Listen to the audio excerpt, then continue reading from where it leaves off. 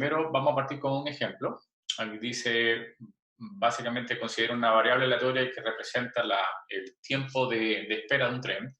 Un tren, uno sabe que llega entre 0 y 20 minutos y uno llega a tomar el tren entre 0 y 20 minutos y si llega, por ejemplo, recién cuando llegó el tren, demora 0 en tomar el tren. Por si llega después que se fue el tren, demora 20 minutos y entre 0 y 20 puede llegar en cualquier momento. Entonces la pregunta es cuál sería la función de distribución de probabilidad acá. Bueno, esto es una función de distribución de probabilidades. Bien, lo que les decía, vamos a tratar de...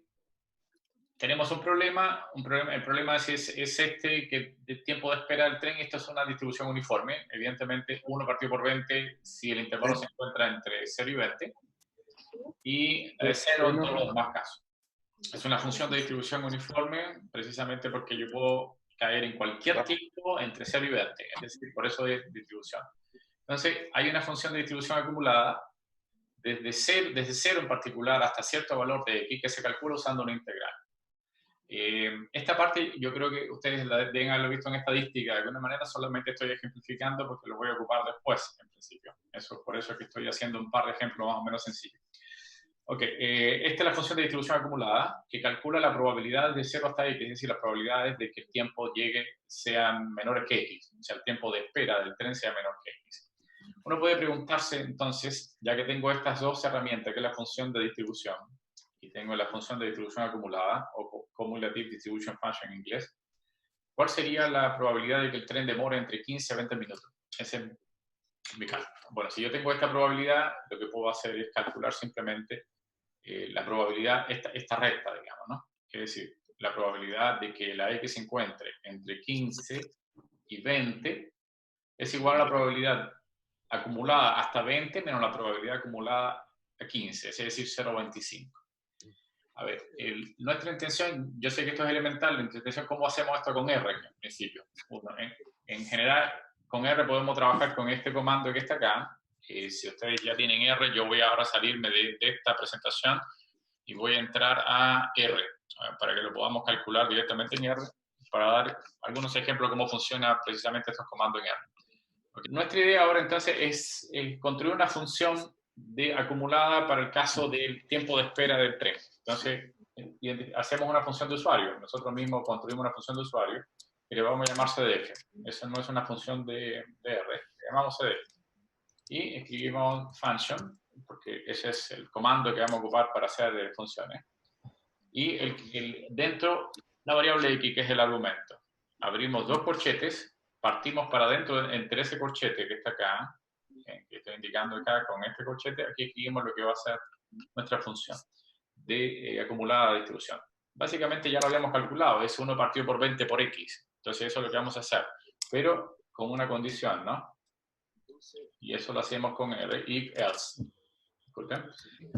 Si x en general es mayor o igual a 0 y x es menor o igual a 20, entonces en ese caso nuestra función es 1 partido por 20. ¿Ya? En este caso nuestra función es 1 partido por 20 multiplicado por x. De lo contrario, nuestra función sería 0. Esa es nuestra función en general. ¿Ok? Ya. Ok, espero que la función ya la tengan escrita y con eso uno carga nuestra función y ya nuestra función queda cargada. Por ejemplo, si yo quiero hacer una gráfica de esta función que acabamos de inventar, usamos un comando que se llama curva y vamos a definir entonces la curva de qué función, de la función CDF que acabamos de inventar. ¿De dónde a dónde vamos a escribirla? Podemos escribir esto, si escriben los números únicamente va a funcionar igual. ¿Desde dónde? Desde menos 5, para que dé 0, digamos, para que esté fuera del intervalo entre 0 y 20. Aquí hay un intervalo entre 0 y 20, hagamos un intervalo fuera completamente entre menos 5 y 30, para que tome todo el valor posible en general, hasta la gráfica, hasta, por ejemplo, 30. La gráfica no es para nada impresionante ni nada por el estilo, solamente es a modo de ilustrar. Con esto debería verse una gráfica. Acá. ¿Ya? Tengo problema con muchas cosas abiertas. Pero debería una gráfica que, como les decía, no es para nada impresionante. Esta es la gráfica. Y es justamente lo que queremos hacer. O sea, entre 0 y 20 tenemos una línea, y fuera es 0 y es 0. Si yo tengo esta función, yo quisiera ahora, por ejemplo, un segundito, voy a correr esto para otro lado. Ok. Estamos corriendo una... Eso es. Ya, si yo quiero, por ejemplo, determinar cuál es la probabilidad de esperar un tiempo entre 15 y 20, lo que tendría que calcular el CDF 20 menos el CDF 15. Y con eso me va a dar la probabilidad de esperar, que básicamente es 25%. Es decir, la probabilidad de 0,25 de que yo espere entre 15 a 20 minutos el tren. Bien, voy a compartir ahora nuevamente la presentación. Bien, eso es lo que estábamos viendo, en principio. Se volvió de nuevo.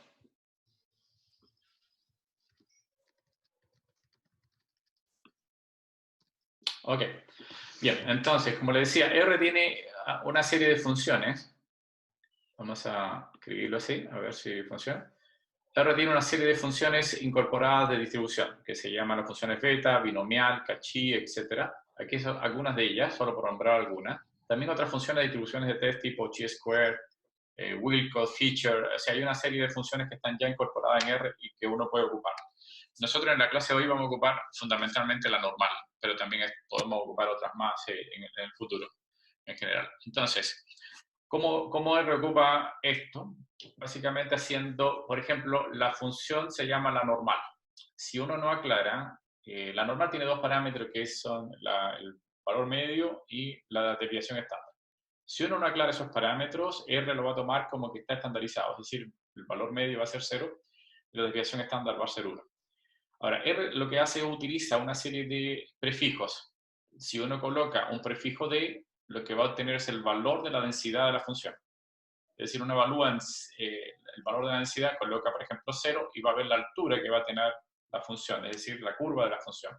Ustedes saben que la curva es una especie de campana.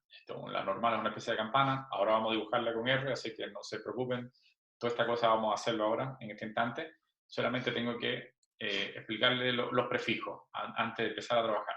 Entonces, estos son los prefijos. Si yo coloco una D, me da la densidad, el valor que tiene la función en 0, por ejemplo, acá. ¿Sí? Si yo coloco una P, me va a dar entonces la función acumulada, es decir, el valor hasta cierto número. Por ejemplo, si yo coloco P norma de Q igual a 0, lo que está acumulado hasta 0 debe ser 0,5. Si yo coloco 1.96, lo que está acumulado hasta 1.96 es este valor de acá. Ese me da la función acumulada. Si coloco un valor de Q, entonces me va a dar el cuantil. Es decir, si yo quiero, por ejemplo, encontrar el cuantil 95, coloco Q delante, normal, y coloco cuantil 0,95 para encontrarlo. Entonces aquí me da el valor que es 1.64. O el cuantil o el percentil en español, digamos. Y algo que es muy útil, que vamos a ocupar ahora, si le colocamos una R delante a norma, me da números aleatorios, random. Por ejemplo, aquí el número adentro dice 4, quiere decir que estoy tratando de generar números aleatorios de acuerdo a una distribución normal. Y en este caso van a generar 4 números aleatorios. ¿Ok? Vayamos a ver cómo funciona, grafiquemos un poquito esto como se ve. Nuevamente voy a RStudio ahora, me voy a salir de la presentación y voy a entrar a RStudio. Bien, entramos entonces a R nuevamente y lo que voy a hacer ahora es trabajar con la función normal y con estos prefijos que acabamos de hacer. Vamos a hacer lo siguiente. Primero vamos a construir la campana de Gauss, o básicamente la campana de la normal, cómo se graficaría en R, ¿no? Bien, lo primero que vamos a hacer es generar una secuencia de puntos, ¿no? Porque es la secuencia de puntos que yo quiero graficar. En R eso se puede hacer con secuencia. ¿Okay? Secuencia. Vamos a generar una secuencia que vaya de menos 4 hasta 4, por ejemplo. Va a tomar toda la campana. Puedo ir de menos 1 hasta 1, pero me quedaría con la mitad de la campana. Y voy a generar puntos que vayan en, por ejemplo, 0.1, para generar con intervalos pequeños de 0,1, 0,1, 0,1, 0,1. Todo eso lo vamos a guardar en X. Bien, ahora, para hacer una gráfica mejor, bueno, podemos hacer directamente lo siguiente. Podemos escribir plot, que es un comando básico de R, no hay que cargar ningún paquete para hacerlo. Y podemos graficar X versus D normal dx. ¿Ok? Y eso es básicamente lo que va a graficar, son puntos donde la coordenada va a ser X y la abscisa, el valor de la Y, va a ser el valor de la densidad. Haciendo Profe, eso, ¿aló? ¿Me escuchas? Sí. profe, lo que pasa es que el enunciado está en la plataforma porque lo estaba buscando como para poder ir siguiendo la clase. Bien, ¿Qué es lo que, disculpa, qué es lo que está en la plataforma? el enunciado está. No, el enunciado no está. Y en este caso lo que voy a hacer es dibujar una función de distribución normal. De los enunciados, si quieres lo podemos hacer acá, aquí mismo dentro de esto voy a escribir qué es lo que vamos a hacer. No es una pregunta en particular, es simplemente ir viendo cómo funcionan los prefijos, ¿no? Ok. Entonces, por eso pues escribimos decir uso de prefijos delante de la distribución. ¿Sí? Uso de prefijos. Si quieres colocar un comentario, prefijos delante de la distribución, en particular la distribución normal. ¿Okay? La idea es ejemplificar cómo funciona. El primer prefijo voy a colocar es D, una D para indicar la densidad. Entonces, si hacemos eso, lo que quiero es ilustrar qué es lo que se ve. Si yo coloco D, ¿qué es lo que estoy haciendo? Entonces, lo que deben ver ustedes es una gráfica donde es una especie de campana, pero llena de, digamos, de puntitos, de pelotitas, digamos, ¿no? ¿Lo hicieron? ¿Lo lograron hacer? Ok. Bien, si yo quiero una línea en particular, R me permite dibujar una línea. Puedo colocar entre apóstrofe una L, y lo que voy a dibujar en vez de puntitos, voy a dibujar una línea. Ok, observen que R evidentemente tiene un gráfico que es básico. Ese gráfico es básico, no tiene color, etcétera, no tiene estética, qué sé yo. La mejor manera para hacer esto es quizás hacer un gráfico usando una librería de visualización de grafos, ¿no? Repito, estoy solamente ilustrando cómo funcionan las distribuciones para hacer ejemplos, digamos, no estoy resolviendo un problema en particular. ¿Okay? Bien, ¿cómo podemos hacerlo usando ggplot? Que es primero cargamos la librería, ¿no? ¿Qué es lo que quiero hacer? Dibujar la gráfica usando ggplot. ¿Qué gráfica? La gráfica de una distribución normal. ¿Okay? Repito, es elemental esta primera parte, pero la idea es ir preparándola para lo que viene, que ya no es tan elemental, ¿no? Ok, entonces librería ggplot, ok, ggplot 2, para poder hacer una gráfica decente. Y definimos entonces un data frame porque ggplot trabaja con data frames, con estructura de datos de data frames. Entonces escribimos data frames, data.frame, podemos hacerlo. Definimos la X como simplemente esa X que ya tenemos arriba. Este es el nombre de la variable y este es el nombre de la secuencia que acabamos de crear acá.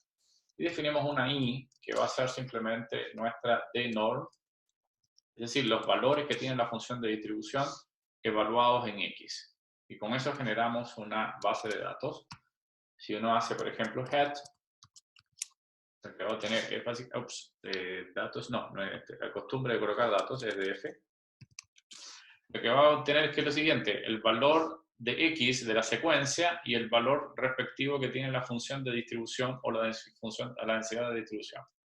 Y ahora yo quiero graficar eso, pero usando las herramientas que tiene ggplot, que son mucho más bonitas de alguna forma en particular. Entonces, lo que vamos a hacer es escribir ggplot con aclarar cuál es la data que vamos a ocupar.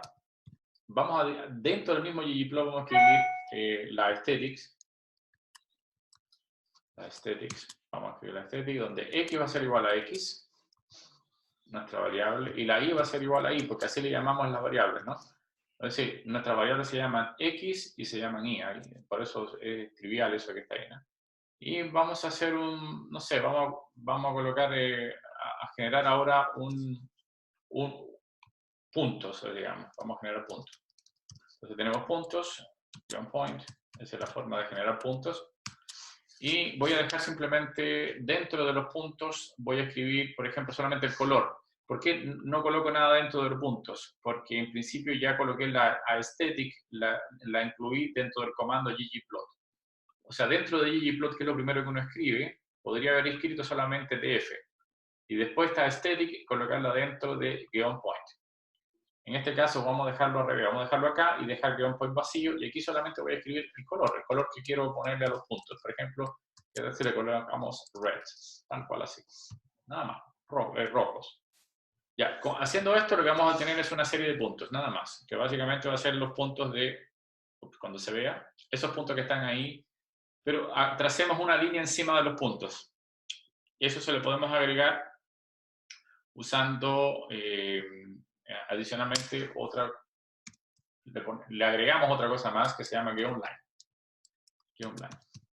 Ya, nuevamente, GetOnline, que lo que va a hacer, va a trabajar sobre los mismos puntos que están acá en Aesthetics, pero va a tratar de juntarlo a una línea, pero a esa le vamos a poner otro color, para que sea, por ejemplo, no sé, blue. Lo inventamos. De forma tal que encima de los puntos podamos dibujar adicionalmente una gráfica que corresponda cuando aparezca acá, ¿no? Tengo los puntos y tengo la Si yo le quito, por ejemplo, guión point, desaparecen los puntos y me queda solamente la línea. Es decir, acá estoy ocupando guión line. ¿Ok? Bien. Ok, listo. Ya tenemos una forma. Ahora lo que vamos a hacer es generar puntos aleatorios a partir de la función de distribución. Pero vamos a generar puntos con dos variables x1 y x2, que son generadas a partir de funciones de distribuciones normales, de una función de distribución normal estandarizada, de alguna manera. O sea, vamos a hacer lo siguiente, vamos a generar, y ahí me preguntan por chat si me están siguiendo o no. Voy a escribir ahora un comentario acá diciendo qué es lo que voy a hacer, ¿no?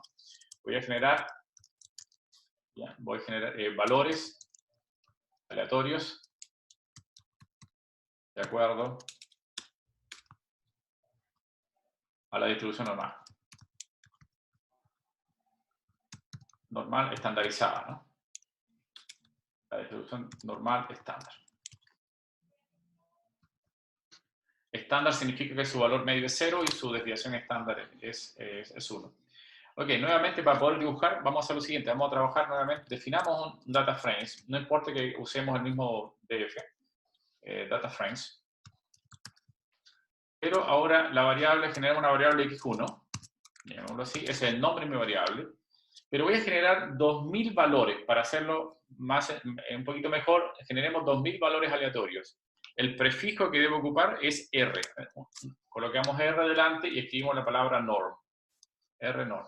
Y voy a generar 2000 valores. Entonces, en principio, observen que ahora estoy ocupando un nuevo prefijo. En la gráfica anterior usé el prefijo D para dibujar la densidad, que se dibujó la curva. Ahora lo que voy a usar es el prefijo R para generar random numbers, son números aleatorios, pero basados en la distribución normal. Y este número que coloco aquí adentro es que voy a generar 2000 valores aleatorios. Generemos una nueva variable, x2, exactamente igual, es decir, que genere 2000 valores aleatorios también. R no. Nuevamente con 2000 valores aleatorios. Y con eso genero un nuevo data frames. De hecho, puedo echarle una miradita a lo que me generó. Y me doy cuenta de que me genera dos variables aleatorias, x1 y x2, y aquí son los números generados aleatoriamente por ello.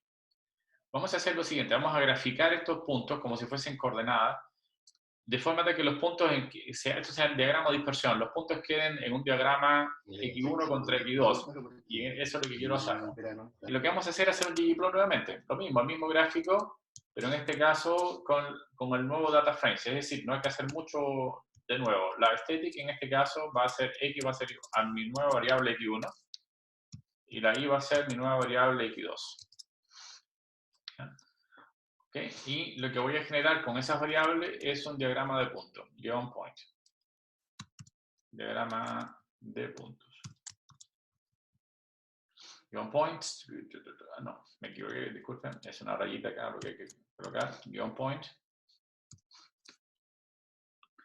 Y vamos a graficar, solamente colocar el color que le voy a dar a esto, color. Vamos a dar unos puntos blue, no sé, para que se... Podemos darle adicionalmente algún tipo de transparencia usando el comando alfa. Alfa le da cierta transparencia, 0.5, para que no se vea una nube de puntos tan llena. En general vamos a hacerlo con una transparencia. Bien, haciendo estos puntos, vamos a generar 2000 puntos que van a aparecer dentro de una gráfica de x1 contra x2 en esta zona de acá cuando aparezca. Ahí está. No sé si le salió el punto. Ahí me dicen. ¿Eso? ¿Salió esa nube de puntos? ¿Ok? Vean si lo lograron. Voy a lo lograron obtener. Debo tener una nube de puntos de esta forma. Okay, la nube de puntos está acá. Bien, ok. ¿Qué es lo que se obtiene? En principio analicemos brevemente qué es lo que significa esa nube de puntos que está acá generada. Si la tuvieron ya, si alguien la tuvo, me dice un sí y significa que sigamos adelante por chat. ¿Ok? Ok, estupendo. Bien, ¿qué significa esa nube de puntos? En general, primera pregunta, ¿existirá alguna relación entre X1 y X2 o más exactamente, alguna correlación entre ellas? La idea de saber si existe una correlación es vinando la forma de la nube de puntos. Uno se da cuenta por la forma que tiene una forma media circular, en principio. Esa forma que tiene circular, lo que me está indicando es que no hay relación o no hay correlación entre X1 y X2. Y es muy, ¿cómo yo puedo saber la correlación entre esas dos variables? Bueno, yo puedo directamente calcular la correlación acá, core, de la variable, por ejemplo, de f, signo de peso X1, con la variable de f, signo de peso X2. ¿Bien? Y vamos a redondear. Podemos redondear para que no nos saque muchos números. Voy a escribir round delante. Vamos a redondear con, no sé, un dígito nada más para que nos dé. Y calculamos la correlación. Si ustedes se fijan, cuando redondeamos, la correlación me da 0. Es decir, no hay correlación entre las variables. Quiere decir que hemos generado variables independientes usando la función de distribución normal. Y esas dos variables son completamente independientes, no tienen correlación entre ellos. En principio, la forma simétrica o la forma más o menos de nube que tiene, la gráfica me está indicando de que de nube casi circular, me está indicando de que no hay relación. Evidentemente, en el centro, en el 0, 0, si uno se ve en la figura 0, 0, uno se da cuenta de que aquí hay más densidad en el centro, y eso se debe a que, como tiene una forma de una campana, la campana es más alta en el cerca de 0, y la probabilidad de que el punto caiga en el 0, 0 es mucho más amplia que la que están en los bordes. Por eso que se ve una función de densidad muy densa en el medio y menos densa en la periferia. Entonces, esa es la forma de interpretar esa nube de puntos. ¿Por qué lo digo? Porque ahora vamos a trabajar con variables que vamos a graficar un diagrama de dispersión y queremos saber solamente de mirarla si efectivamente tienen alguna correlación o no. Por supuesto que numéricamente uno debería calcular la correlación. ¿Ok? Otra de las cosas que uno puede calcular, bueno, la correlación aquí es 0, la covarianza también, en principio. Ahora vamos a hacer lo siguiente. No sé si yo quise ilustrar acá únicamente el uso de prefijos usando R delante, random numbers, y usando D. En principio, si yo quisiera calcular, imagínense que yo quisiera calcular el cuantil, no sé, 95. Entonces, ¿qué prefijo debería calcular? Pongo una Q delante y coloco QNorm, y coloco dentro coloco 0.95. Bien, este cuantil es importante porque habitualmente uno usa intervalos de confianza del 95% y por lo tanto, por lo general, uno quiere el valor 1,64 encontrar. Habitualmente eso lo encuentra uno en la tabla, en una tabla en principio, pero R te lo permite calcular de esa forma. Entonces, colocando una Q delante, uno puede calcular qué sé yo, calcular el valor del cuantil. En este caso, el 0,95 o percentil 95. Bien, entonces es una forma de hacerlo. Aquí la transparencia es la transparencia de los puntos. Ya, sí, alfa es la transparencia de los puntos, gracias. Sí, ese es un valor que uno le puede colocar para que no se vean los puntos tan negros. Uno coloca cierto nivel de transparencia. Ahora vamos a ver que eso tiene algún sentido cuando empecemos a analizar variables un poquito más relacionadas.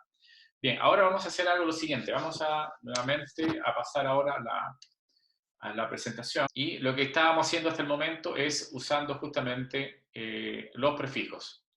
Tenemos el prefijo D, el prefijo P, y me imagino que debe haber quedado más o menos claro cómo funciona. Repito, la presentación está arriba para recordar qué prefijo debo ocupar en cada cosa. Bien, esta es la función de distribución normal con una sola variable. Les recuerdo, esta es la fórmula en principio, donde sigma va a ser la desviación estándar, y en este caso mu, que está acá, ese valor mu es nuestro valor medio.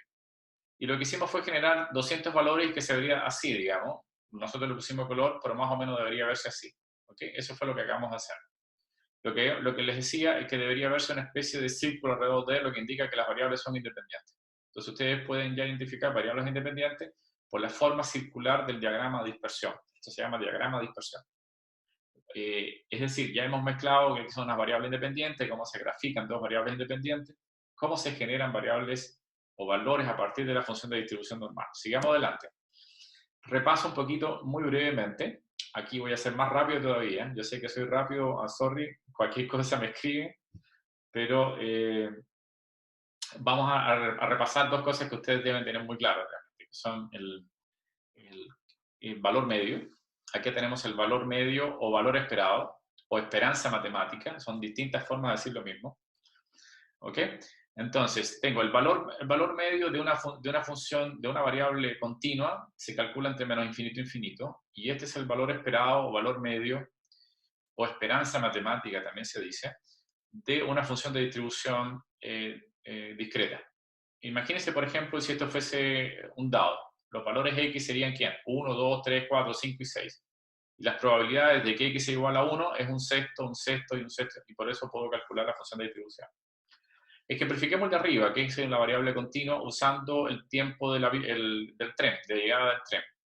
Si yo quiero calcular el tiempo medio de llegada del tren, usando el mismo ejemplo que pusimos arriba, tendríamos que ocupar esta fórmula de esperanza matemática, sería desde menos infinito a infinito de x f de x, y separamos los intervalos. Recuerden que f de x solo tiene valor entre 0 y 20. Por lo tanto, entre 0 y 20 va a tener valor, los demás va a ser 0, y el resultado final es 10 minutos. Es decir, ya sabemos cómo calcular el valor medio. Me imagino que eso está claro. Ok, paso a la otra. El otro criterio importante que hay que tener en cuenta es la varianza. Ok, la varianza es el valor esperado de las diferencias que existen, o del cuadrado de las diferencias que existen entre la observación y el valor esperado de la variable. ¿Ok? ¿Se entiende? Es un trabalengua, pero eso es lo que significa la varianza. Se toman las diferencias al cuadrado entre la observación y el valor esperado. Dos formas para calcular la varianza. En el caso continuo, mediante una integral del cuadrado, y en el caso discreto, usando una sumatoria del cuadrado de las diferencias. ¿Okay? Habitualmente usamos como que la varianza de la variable se escribe como sigma cuadrado. ¿Ya?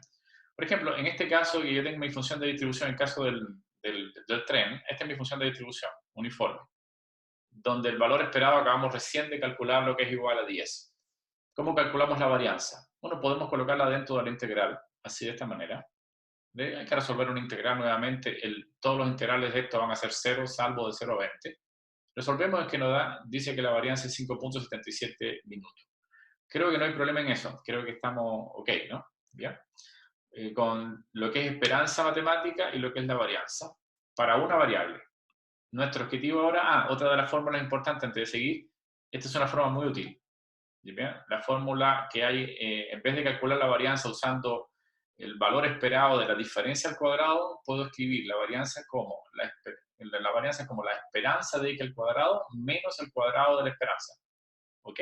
Otro trabalengua, pero me imagino que en estadística deben haber reforzado esa fórmula. Esta la vamos a ocupar muchas veces ahora, en principio. ¿Bien? Ok. Propiedades que hay que recordar. Propiedades para poder calcular lo que viene. En principio, de la esperanza matemática, estas son las propiedades que yo quisiera que ustedes recordaran. No las estoy desarrollando, no las estoy demostrando, porque esto es de estadística de alguna forma, y por eso hay que tenerlo en mente para poderlo usar. La esperanza de un número, donde A es un número, es simplemente el número. La esperanza es lo que uno llama en álgebra lineal, que ahora vamos a llegar ahí ahora, es un operador lineal. ¿Qué significa un operador lineal? Si yo tengo una variable multiplicada por un número, el número sale fuera en particular. Si tengo la esperanza de la suma de dos variables, es igual a la suma de las esperanzas. Eso es lo que se llama un operador lineal. ¿Ok? Nuevamente, aquí hay una transformación. Si yo le sumo un número y le multiplico por un número, el resultado es el número sale fuera y también sale fuera este como producto y este como suma. La varianza de un número, en caso de la varianza, las propiedades que hay que recordar es la siguiente, ¿no? La varianza de un número es 0, no varía evidentemente el número. Y b, la varianza no es un operador lineal. Si tengo b, sale como b al cuadrado, no sale como acá como b en la esperanza.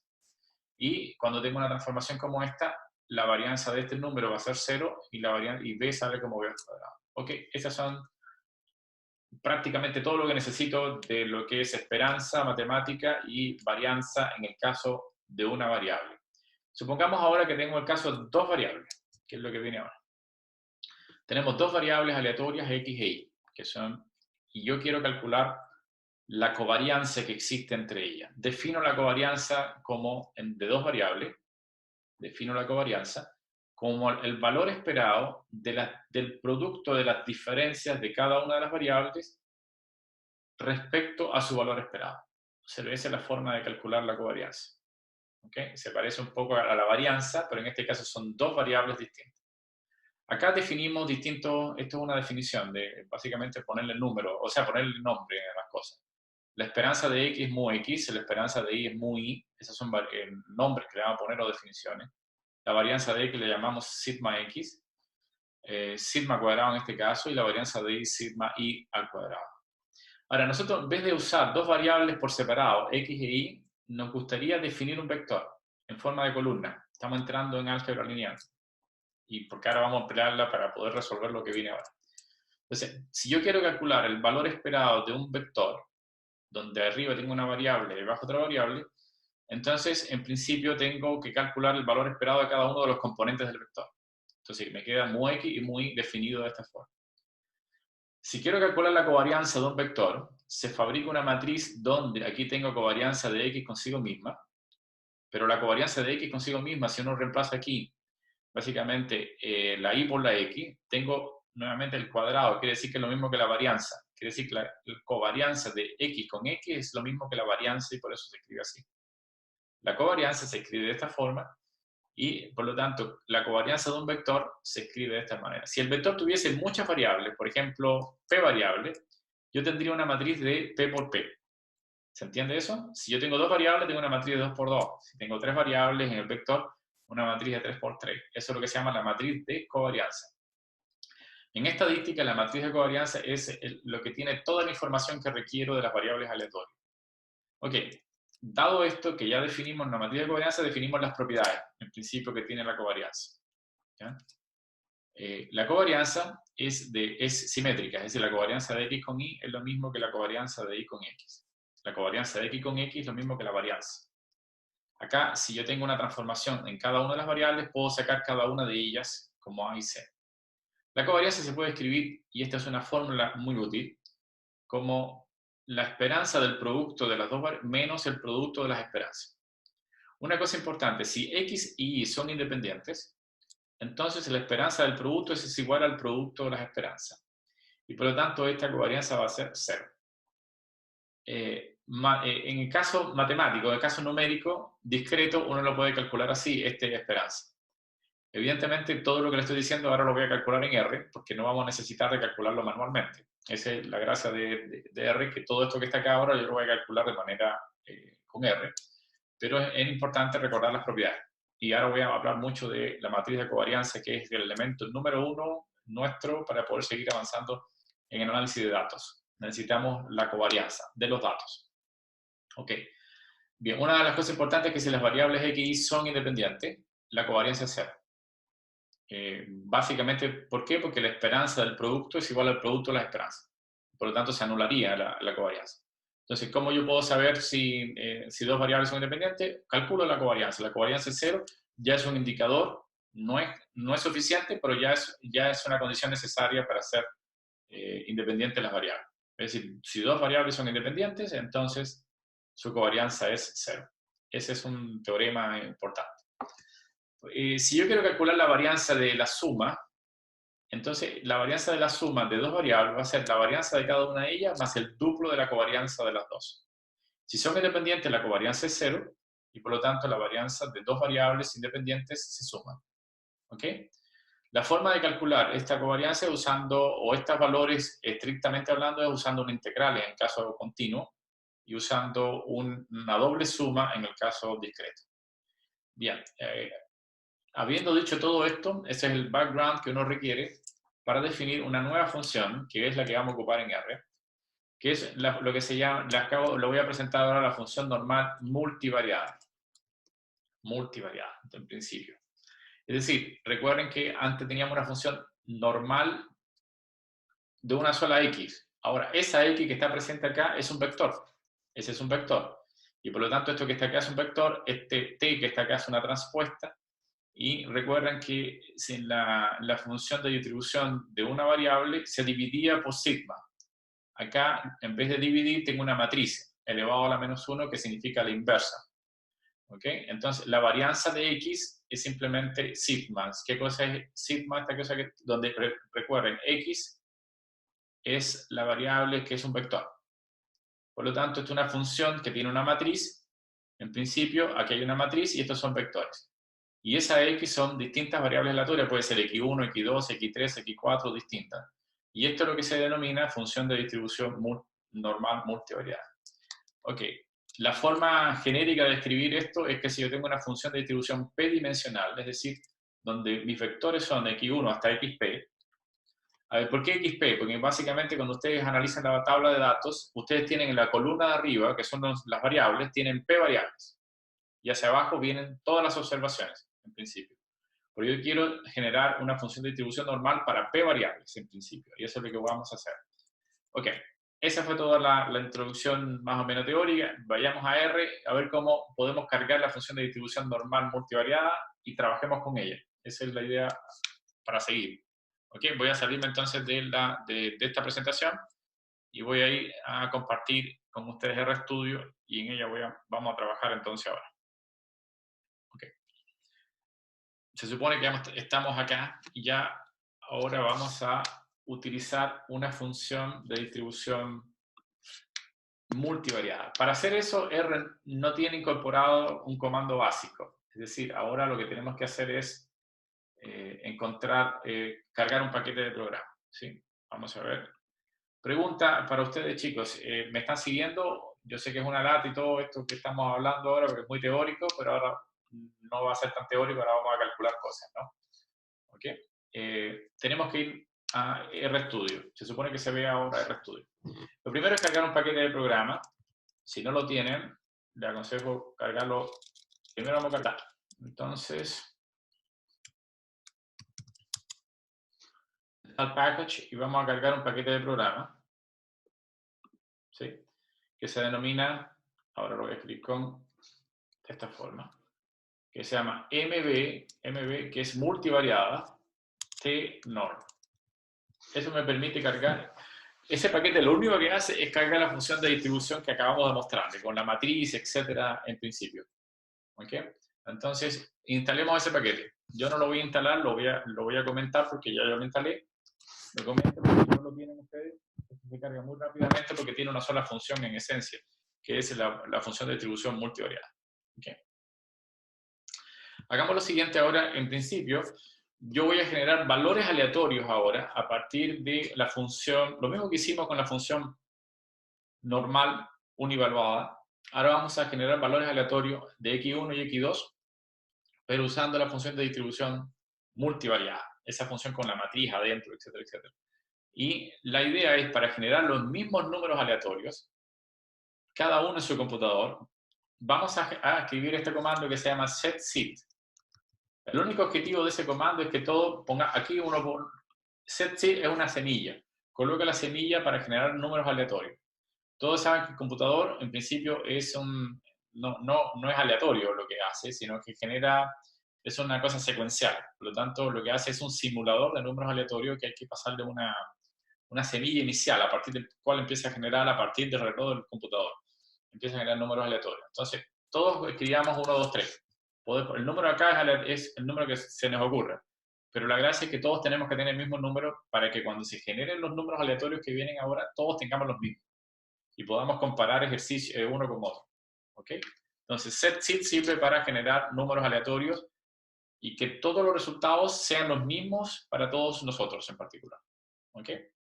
Bien, vamos a escribir n igual a 2000, porque voy a generar 2000 valores. En principio, a mí se me olvidó, tengo que llamar a la librería. Por supuesto, ya lo cargué en mi paquete, pero si no lo llamo, se llama NB,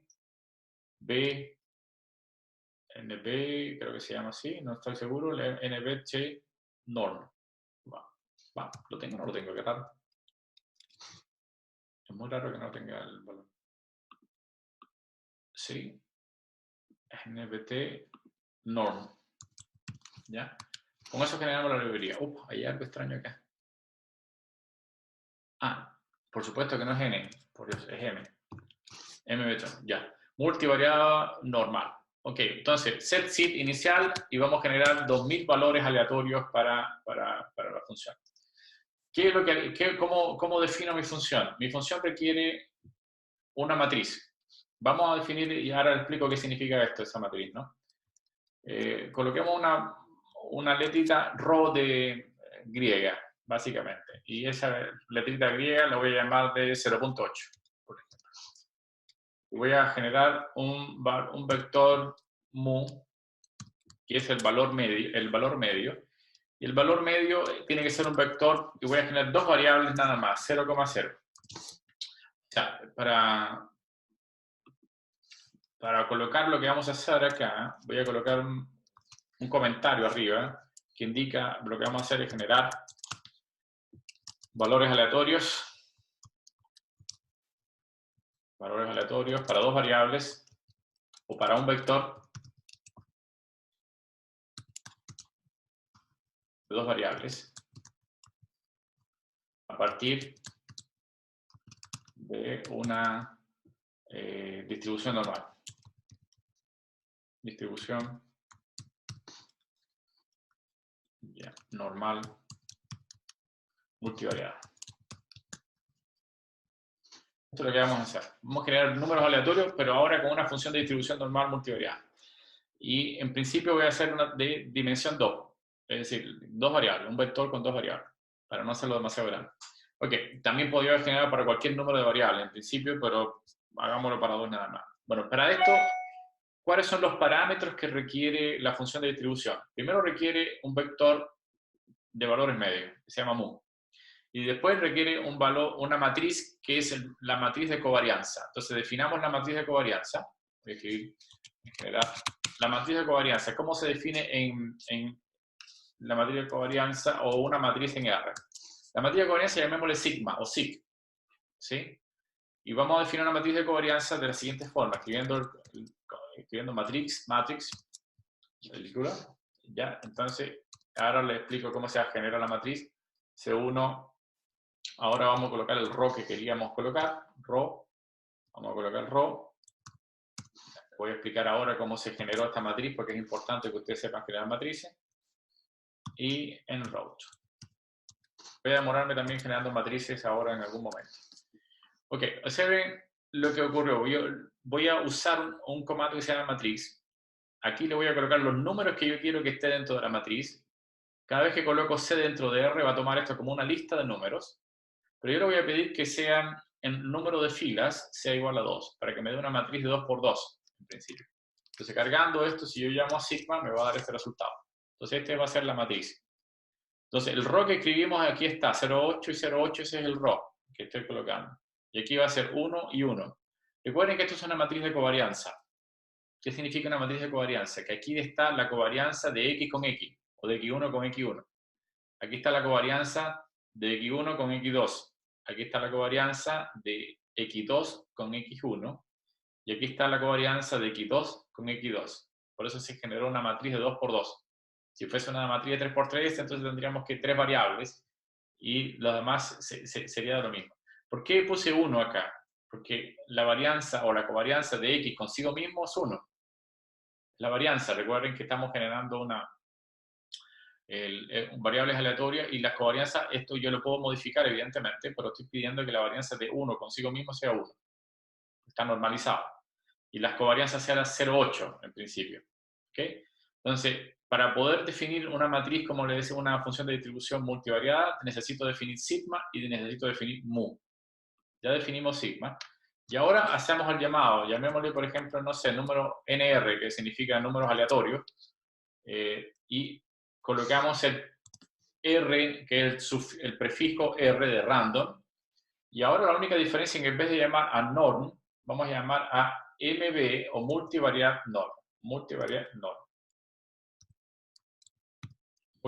norm.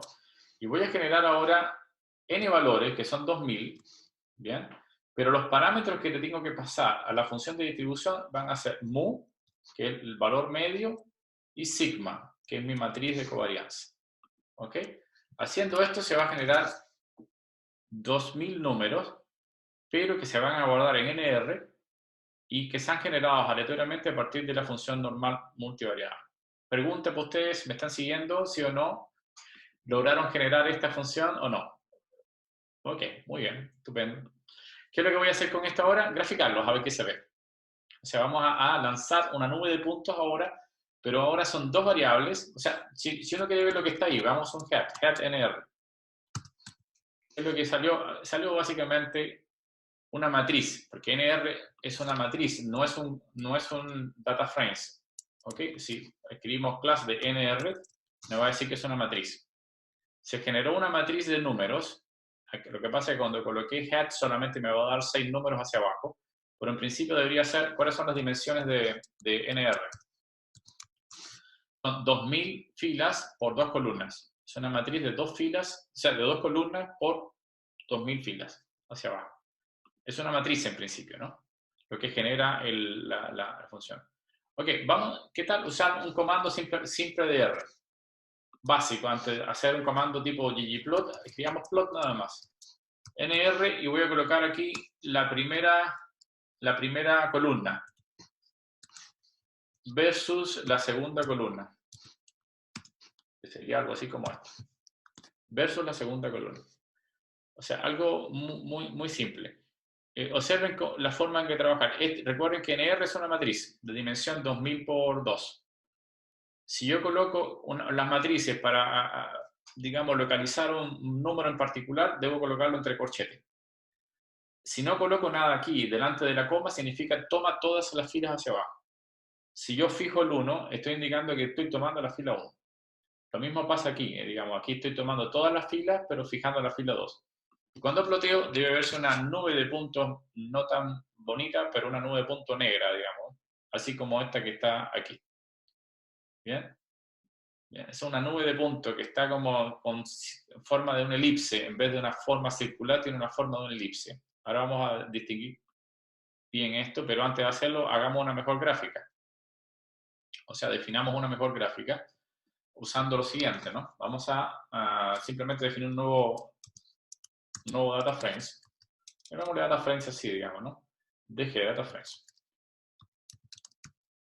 Y definamos nuestra variable x1 usando, por ejemplo, NR. La primera columna la almacenamos en la variable x1.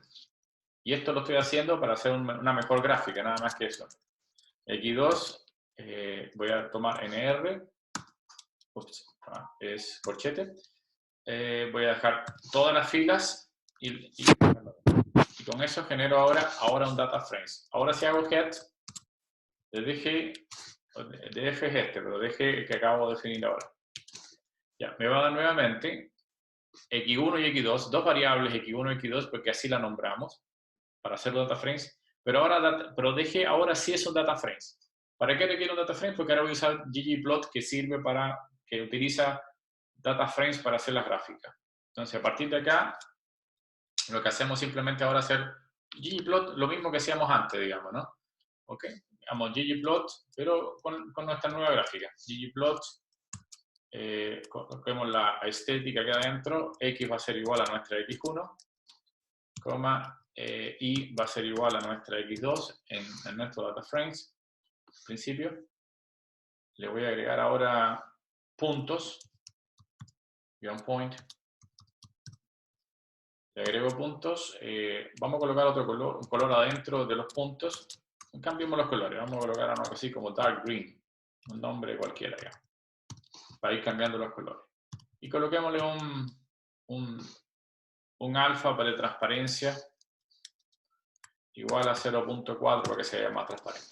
Y con eso graficamos hacemos un diagrama de puntos. ¿Ok? Upa, algo dice que no. Aesthetics, algo dice... Ah, disculpen, me faltó colocar de dónde tiene que buscar. DG, se llama así, ¿no? Sorry. Y ahora sí se va a ver. La matriz que construimos es una matriz como esta que quedó acá. Esta es la matriz de covarianza, ¿ok? De dos variables. ¿Ok? Ahora generamos, usando nuevamente el prefijo R y la función normal multivariada, es exactamente lo mismo que teníamos antes, pero había que colocarle MB para decir que vamos a ocupar el paquete de función multivariada. ¿Qué ingredientes hay que suministrarle a R, M, o sea, N, MB no? N es el número de variables aleatorias que quiero generar, o el número de valores aleatorios. Mu es el valor medio y sigma es su función de su matriz de covarianza. Con esto generamos los valores. Sigo bajando de a poquito, ¿no? Ok, entonces, los números se generan, lo que se genera es una matriz de dimensión 2000 por 2. 2 porque le pedí dos valores y 2000 observaciones hacia abajo. La matriz se llama NR, números aleatorios, números random, básicamente el valor ustedes pueden haber colocado A acá en lugar, ¿no? Ahora, si es una matriz, la matriz tiene dos índices y los corchetes es lo que me permite identificar los índices. En principio, si yo hubiese colocado aquí un número delante de la coma, me va a indicar la fila. Si yo no coloco ningún número, me va a indicar todas las filas, es decir, toma todas las filas, pero solamente la columna 1, es decir, toma la columna 1. En vez de separarla con signo peso, como se hace en el caso de data frames, en una matriz se separa con los números. Entonces, este número que está acá me va a indicar columna 1 y este número que está acá me va a quedar columna 2. ¿Bien? Ahora, con esta matriz que está acá, voy a definir un data frames ahora. ¿Por qué? Porque data frames es una buena estructura para trabajar con ggplot. ¿Ok? Entonces, básicamente defino quién es x1 y quién es x2 usando la primera columna de la matriz y la segunda columna de la matriz. Y con eso me queda un data frame de esta manera. ¿Bien? Ahora hago un ggplot usando mis variables. Y se supone que debe ser algo como esto, ¿no? Un poquito mejor, no tan negro. No sé si ustedes ven el zoom. Cuando hablo del zoom, ¿se ve o no se ve algo? ¿El zoom se ve o no? ¿O no se ve el zoom? ¿Ok? Bien, mirando la gráfica me doy cuenta de varias cosas en particular. Primero, mirando la gráfica uno puede pensar de que estas variables son independientes o no son independientes. Para ser independientes, como les decía antes, la función tenía que ser, la distribución de puntos tiene que ser circular. En este caso me doy cuenta de que la función de distribución no es circular. ¿Ok? Hagamos algo antes de seguir explicando sobre este tema. ¿Qué tal? ¿Sí? Profe, el gráfico no puedo cambiar. A ver, disculpen, no entendí lo que me está diciendo. Cambiar la escala de los ejes. Sí se puede cambiar la escala de los ejes, pero dejémoslo para la otra ocasión. En una de las cosas que le subí, le indico cómo cambiar la escala digamos, de los ejes. En particular, ahora no lo cambiamos, porque necesito ocupar más tiempo para explicar y me queda muy poco tiempo. Todavía no me he avanzado. Dejémoslo de la escala para un ratito después. O me mandan un correo y yo les digo cómo se hace el cambio de escala. Y ahí lo hacemos bien. ¿Ok? Bien, entonces, tenemos esto que está acá. ¿Qué tal si en vez de colocar ρ igual a 0.8 hubiese colocado ρ con un signo negativo? Me paré aquí arriba y coloqué un signo menos 0.8. Y vuelvo a cargar la matriz, pero con signo menos. Bueno, voy a cargar la matriz, voy a generar los números, nuevamente genero nuevos números, todo lo mismo, y hago la gráfica. Vean la gráfica, ¿qué le pasó a la gráfica? Cuando aparezca la gráfica acá, tiene un delay. Observen que los puntos ahora están del otro lado, en principio. Mirando estos puntos me doy cuenta de lo siguiente, me doy cuenta de que a medida que crece x1, ahora decrece x2, porque coloqué menos 0.8, ¿ya? Menos 0.8 en principio. Ok, entonces, me doy cuenta primero que sí existe una relación entre x1 y x2. Ok.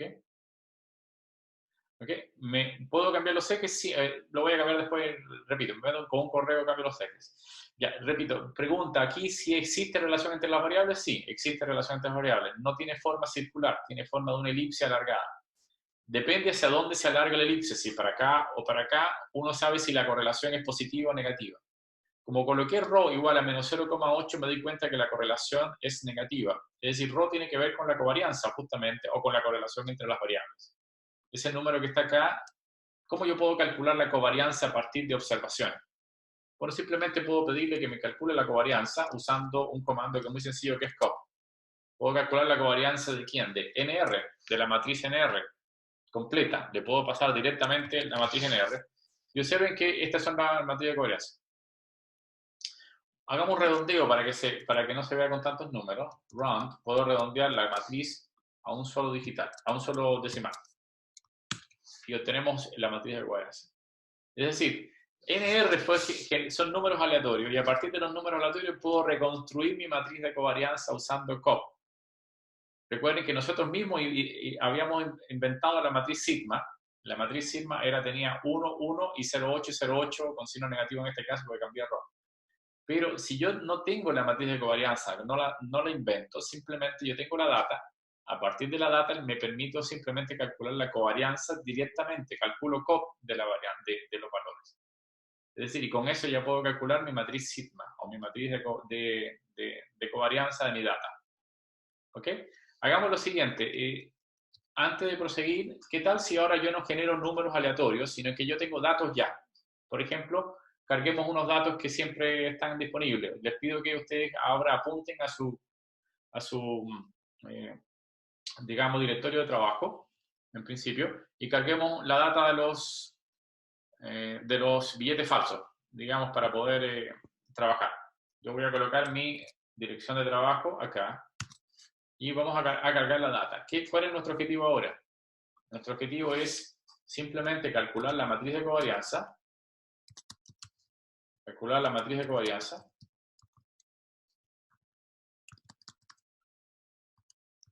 De datos reales. Es decir, datos que ya lo tenemos listo, digamos. No que los generemos aleatoriamente a partir de una función de distribución, sino datos que existan. Entonces, voy a apuntar mis datos y voy a cargar mis datos. Si ustedes tienen su directorio de trabajo, deberían de colocarlo. Este es el mío. Acá yo tengo mi data y lo que voy a hacer es simplemente cargar una base de datos que ya yo conozco, digamos. Que tengo ahí, que es datos, signos de... Esas son para los billetes, digamos. Y les doy un minutito para que puedan hacer lo mismo, ¿no? Entonces, en realidad voy a colocar read table, porque voy a cargar banks2 se llama, banks2.dat.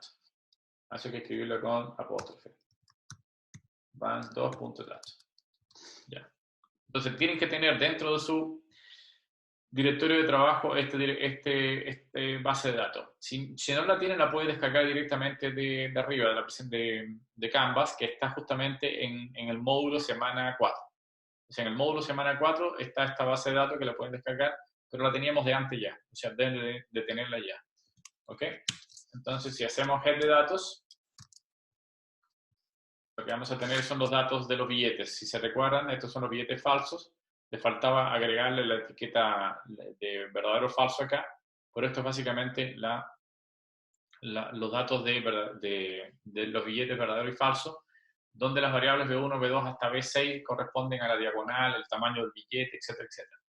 Entonces, en este caso yo tengo un data frames de 6 variables y de 200 observaciones hacia abajo. Dado estas observaciones, yo quisiera calcular la matriz de covarianza de estos datos. De la misma forma que hicimos arriba, calculamos la matriz de covarianza a partir de la data. Ahora yo quiero calcular la matriz de covarianza a partir de los datos. ¿Ok? Preguntas ahora, ¿me siguen? ¿Ya lograron cargar Banks2? ¿Eso? ¿O le doy un tiempecito, un minuto, un par de minutos más? Ok, estupendo. Sigamos entonces adelante. Si ya cargamos la data ahora es tan sencillo como hacer lo siguiente. ¿Qué tal si calculo cop datos? Nada más, tal cual. Cop de datos. Al hacer esto me da una matriz de cuánto por cuánto, de 6 por 6, porque justamente lo que tenemos es la covarianza de 6 variables. Tenemos un vector de 6 variables y cuando uno calcula la matriz de covarianza de un vector de 6 variables, tenemos una matriz de 6 por 6. En este caso es una matriz de 6 por 6 en general. Y es tan sencillo como escribir cop, nada más, covarianza de estos valores. ¿Qué es lo que aparece, por ejemplo, acá? 0,14, ¿qué es lo que significa 0,14 en principio? Esa es la covarianza de la variable B1 con la variable B1, es decir, la varianza. Es decir, la varianza y la covarianza de una variable consigo mismo coincide con la varianza. Entonces, la varianza de la variable B1 es 0,14. La covarianza de B1 con B2 es 0,03, etcétera, etcétera, etcétera, ¿no? Y esa es la forma de calcular las cosas. Entonces, ya saben, tenemos una forma muy rápida de calcular la covarianza. Ahora, hay formas en R, usted ya lo habíamos visto inicialmente también en Python, de cómo ilustrar o ver esto visualmente, cómo hacerlo visualmente. Bien. Una cosa importante, ¿en qué se diferencia la covarianza de la correlación? También puedo calcular la correlación, el core. Básicamente se calcula el core de los datos también. Y también tendría los datos. La diferencia que hay entre la covarianza y la correlación es que los datos del core están normalizados. Es decir, solamente puede tener valores entre -1 y 1 porque se divide por la varianza de las variables. ¿Ok? Ahora lo escribo, también está en la presentación, pero lo voy a escribir más rato. Yo creo que hoy no alcanzamos a hacer pizarra, pero sí vamos a hacer, en la próxima clase vamos a hacer algo de pizarra, ¿sí? De escribir un poquito más a mano las cosas como son. Ok, la diferencia, repito, entre covarianza y correlación es que la correlación es lo mismo que la covarianza, pero en el denominador se divide, cada número se divide por el tamaño de la varianza de las variables.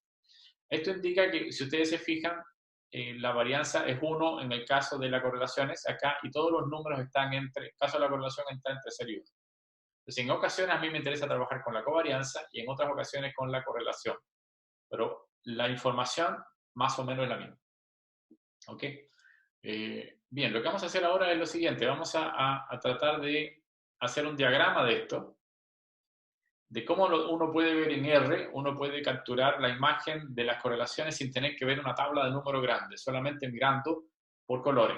Ya lo habíamos hecho en Python, que era una tablita de cuadraditos que nos servía, que era un diagrama se llama un diagrama de calor, que se llama. Aquí vamos a hacer un diagrama parecido, no de calor, pero parecido, y la idea es echar una miradita a los valores, ¿no? ¿Ok? Entonces definamos lo siguiente, vamos a definir calculamos la correlación y en vez de calcularla con tantos números, vamos a redondearla mejor. Vamos a definir una variable i, donde vamos a guardar la correlación y redondeémoslo a un solo valor, nada más para no tener tantos valores, para que la gráfica se vea mejor, digamos.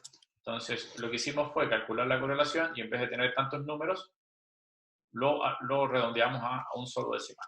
Y eso quedó guardado en i. ¿Okay? Bien, ahora vamos a plotear. Usando un paquete de programa que básicamente es una librería. Ya les digo cómo calcular la librería, ya yo la bajé. Esta es la librería que hay que bajar. Install package es ggcoreplot. El único objetivo de este paquete es hacer plot de correlación. Por favor, bájenlo usando install package. Y después cárguenlo con librería. Lo que vamos a hacer es ilustrar el valor de i por hacer un diagrama para verlo mejor. Nada más que eso. Porque nuestro objetivo también no solamente es calcular, sino también poderlo ver y poder capturar la imagen o tener una buena visualización de él. Entonces cargamos la librería. Y les doy un minuto para que calculen install package y ustedes me dicen si efectivamente ya lo lograron cargar. ¿Ok? Cargar me refiero a cargar el ggcoreplot. Repito, es un paquete que el único objetivo que tiene es calcular la correlación. Ok, vamos entonces a calcular la correlación, el diagrama. El diagrama se llama muy parecido a como hemos funcionado antes, ¿no? Bien, se llama, escribimos ggcoreplot, tal cual. ¿Qué es lo que vamos a calcular? Ahora vamos a calcular i, es decir, el input que le vamos a pasar a este diagrama es la matriz de correlación. Vamos a darle unas cuantas opciones. No necesariamente estas opciones son importantes, pero es para que quede bonito nada más. Y lo van a dejar para el futuro para ilustrar otros datos, ¿no? Bien, vamos a colocar el tipo lower, se llama. Y la única cosa es que después le explico cuando no tengamos la gráfica. Se llama lower. Son algunas opciones que uno va a calcular, ¿no? Podemos hacer ahora la etiqueta, sí, que le ponga etiqueta a las variables. Y para eso dijimos verdadero. Es decir, que le ponga etiqueta a cada una de las variables. Esas son algunas de las opciones. Regulemos el tamaño de la etiqueta. Por ejemplo, por lab site, podemos hacer, ahí está, lab site, tamaño 3.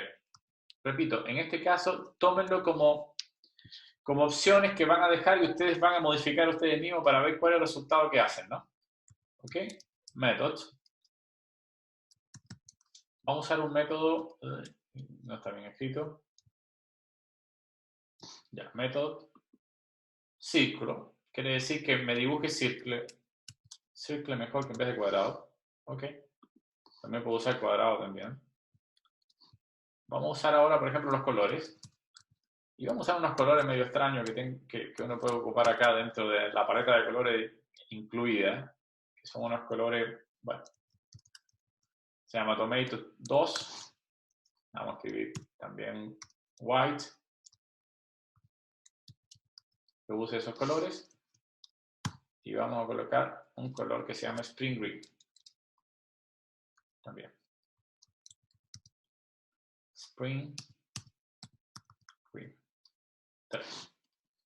Ya, repito, son opciones, es para que quede más o menos decente en general y lo puedan ocupar después en otros gráficos. Coloquémosle otra opción más adicionalmente, el título, le vamos a agregar un título al tema que se va a llamar algo así como diagrama de correlación. Diagrama de correlación. Hacemos una coma acá y vamos a darle una última opción de colocarle un tema que puede ser, por ejemplo, tema. Eso es un tema de una paleta de colores para que funcione. Tema de Brewer. No, BW mejor. Ok, esas son las opciones todas que tenemos. Ok, esas son las opciones.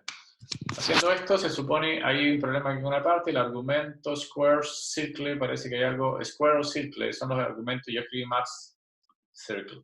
Esos son los argumentos, es decir, ahora van a darse cuenta qué es lo que significa el círculo, que básicamente que me pongan cuadraditos o circulitos. Ustedes exploren. ¿Ya? Ok, ahora se supone que debe salir ya.